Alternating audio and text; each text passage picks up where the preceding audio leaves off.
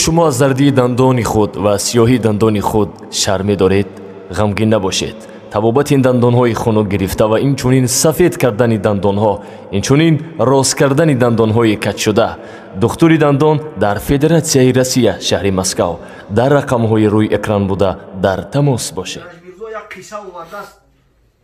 نصیحتی میگه داد معشوقه به عاشق پیغام که کند مادر تو با من جنگ. هر کجا بیندم از دور کند چهره پرچین جبین پروژنگ. دختر قهر میکنه خونه شوش میروه، وقتی به سرش میروه این پرچه شعبچه میگه که مادر تو وقتی هسته من نمیرم. او چیت دویم قدیمه جنگ میکنه. هر وقتی ببینه پوش قوقش میدوزه، با نگاهی غضب‌آلود زند بر دل نازک من تیری خدنگ. مادری سنگ دل تو زنده است، زهر در کام من و تو شرنگ. این بیوه و چیت تو وقتی هستی خوردگی مون زهری بدن مون میکنه. گر تو خواهی به وصالم برسی، باید این ساعت به خوف درنگ روی و سینه تنگش بدری، دل برون آری از آن سینه تنگ. میخوای به وصال من برسی، میخوای من قطع زندگی کنم، برو چتم به کشخه پدمد. برای نشان دادن که من حقیقتا همون کندیر جکو که کشتم دل شبگی به پیش ما بیار. گرم خونیم به منش باز آور، تا کش آید دل من از خون رنگ. انا که آوردی بعد میگم که حقیقتا تو عاشق بدهی، تو ارزنده بدهی قطع زندگی میکنم. عاشق به خیرت نافرجام، نه بدان فاسق به عصمت ننگ. رفت مادر را افکند به خاک، سینه بدرید دل آورد بچم. خانش بسوزه این لعنتی را این دیسکی میگفت کپیده به دست کرد. رفت خاطری مادری ندید میگه مادر کشت، سینهش چاک کرد دل برو گرفت. قصدی سر منزل معشوقه نمود، دل مادر به کفش چون نارنگ. از قضا خورد دمی در به زمین، اندکی رنجه شد و رو آرنگ. بخواست ببرویتی در دهنی در همون نوجه در پیشپایی خون غلطی در زمین. همین کون اورنجش میگه در زمین زد، اندک لط خورد. آن دل گرم که جان داشت هنوز، او افتاد از کفی آن بی فرهنگ. از زمین باز چه برخواست نمود، پی برداشتن آن آهنگ. خیست اکل اومد که دل بگیرم آخی، دید که از آن دل آغشته بخون آید آهسته برون این آهنگ. آه دستی پیسرم یافت خراش، وای پای پیسرم خورد بسن.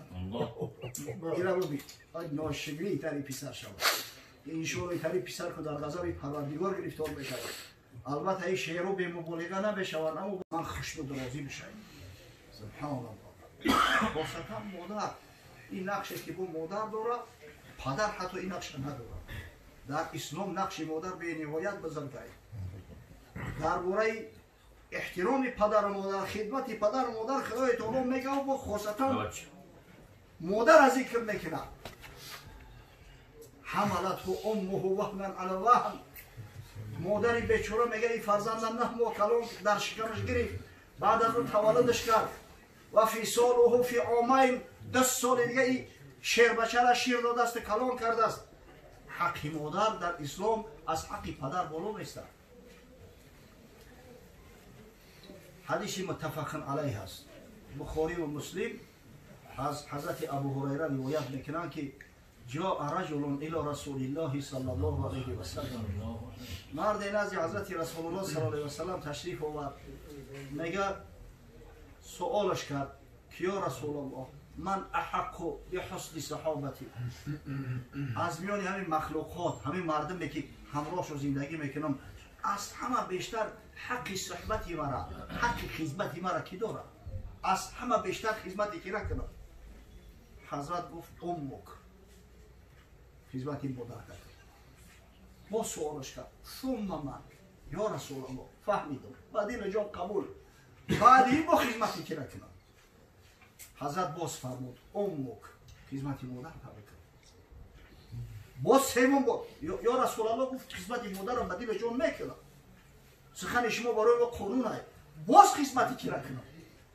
حضرت باری سوم گفت امک، خدمتی مادر کرد. وقتی باری چهارم سوالش کرد حضرت گفت ثم ابوک بعد خدمت پدر ایرا ببینه ولی بازم میشود جوانان فون میکنن دوملو همین اوچام قطعی همی زنک سوز نگرفته استای سختگیری کرده استیان دعوا و جنجال هر روز در خونه کنفلیکت ما یا عادت دارم که دویم همی اول سوالی که میتمش میگم بچه جان ای بی مادر تا یا ای بی زنت با خدا قسم 90% یا مسئول کنو 90% شد میگن حقی ای بی مادر ای بی زن ای بی مادر ای با در کلای مادرها میزنن مرگ جوان مرده که حقی مادر نشناسه مرگ همون جوان مرده که زنش بر مادرش ترجیح بده این اعظم الناس حقا علی رجل امه و علی امرأة زوجها بزرگترین شخص از روی حق و حقوق در ذمه مرد مادر شد در ذمه زن شوهرش این بچه با کجا میرسید در هر کنفلیکت پشتی زن تا بگیری و مادر تنی پرف روری حالی تو چی میشه؟ همین مادر رو همه بیشتر در همین حالت ها میرنجم که من این بچه را کلون کردم اینقدر مهنت کردم 18-20 ساله کلونش کردم امروز یک دختری بیگانه را که قشاق کرده است دیگه مادرم فراموش کرده است دیگه اون مهری پیشینش نیسته محبتی پیشینش نیسته و خدا قسم ظلم قشاق به حال کسی که خدمت مادر هم میکنه همیشه سخن مادر بر سخن زن فرزند همه ترجیح میده انشالله یک فرزنداش خیر ببینه از فرزنداش عزت ببینه در روی دنیا هیچ کس برای انسان مهربانتر از مادر نمیشه مشفقترین الله عزوجلال از همه الله پروردگار ما در حساب ده این مخلوقات اگر بگیریم از همه مشفقتر همین مادر است از مادر مشفقتر چیزی را تصور کرده نمیشه حتی اون فرزند وقتی جور ظلم میکنن مادر رو عادتا پدر رو دعای بد میکنن لیکن مادر رو با دحق یگون دعاش هم کرده باشه با آبی دیده میگه پروردگار هم بچه که مرا که رحمی جوش هم دیرج میرزا یک قصه آورده است نصیحتی میگه داد معشوقه به عاشق پیغام که کند مادر تو با من جنگ هر کجا بیندم از دور کند چهره پرچین جبین پروژنگ دختر قهر میکنه ای خونه شوش میروه وقتی به سرش میروه این بچه شعبچه میگه که مادر تو وقتی هسته من نمیره او چیت دویم قدیمه جنگ میکنه هر وقتی ببینه کش قوقش میدوزه با نگاهی غضب‌آلود زند بر دل نازک من تیری خدنگ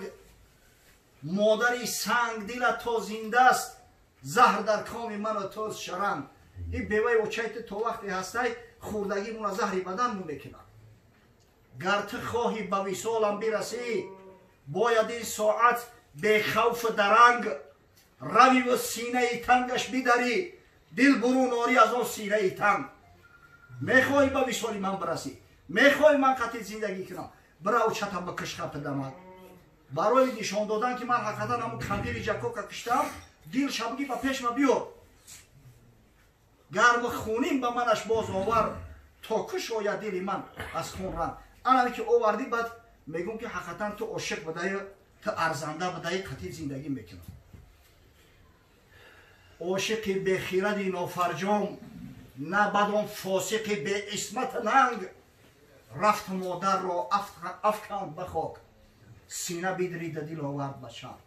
خونش بسوزه این لعنتی را این دیسکی بگفت کپیده بدست کرد رفت خاطری مادری ندید میگه مادر کشت سینهش چاک کرد دل برو گرفت قصد سر منزل معشوقه نمود دل مادر به کفش چون نارنگ از قضا خوردمی در به زمین اندکی رنجه شد و آرنگ بخواست ببرویتی در دهنی در همون نوجه در پیشپایی خورد غلطی در زمین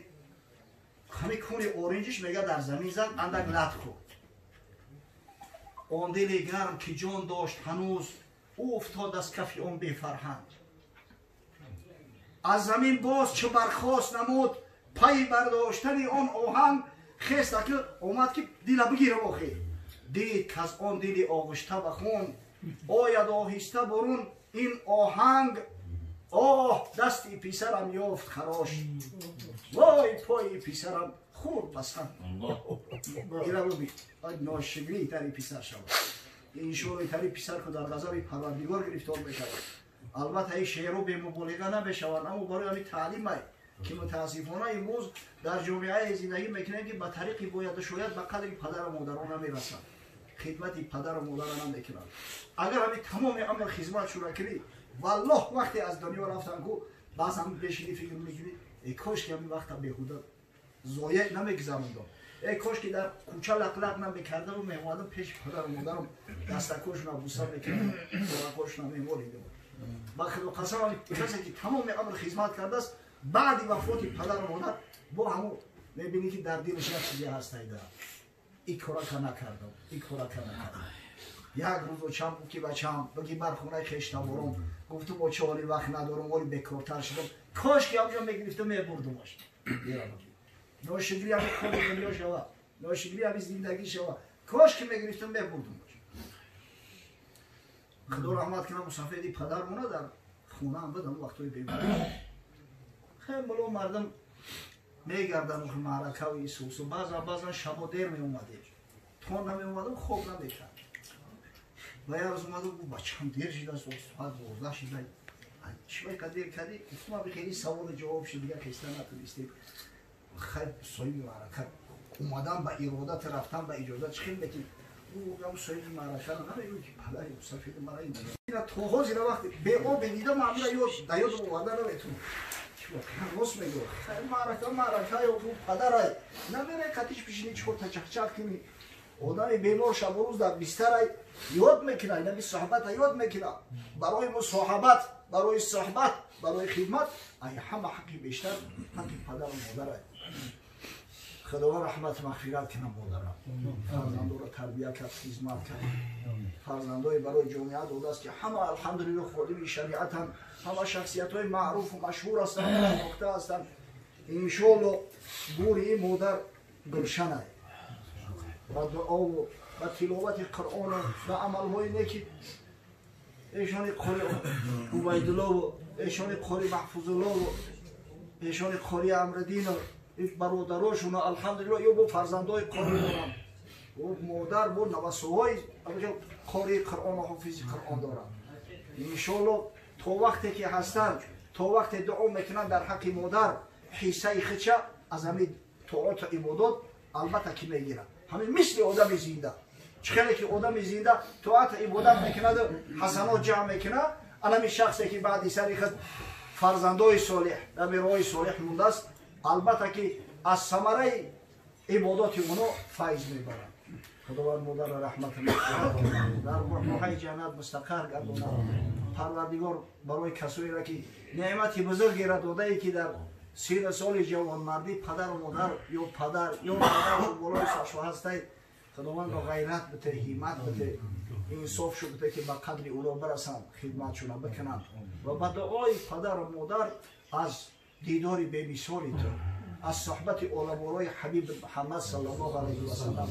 از جنتی که جوانیش پیری نداره حیاتش مرگ نداره سلامتیش بیماری نداره غیناش فقر نداره با نصیب بگردن ربنا افتح بیننا و بین القوم بالحق و انت خیر الفاتحین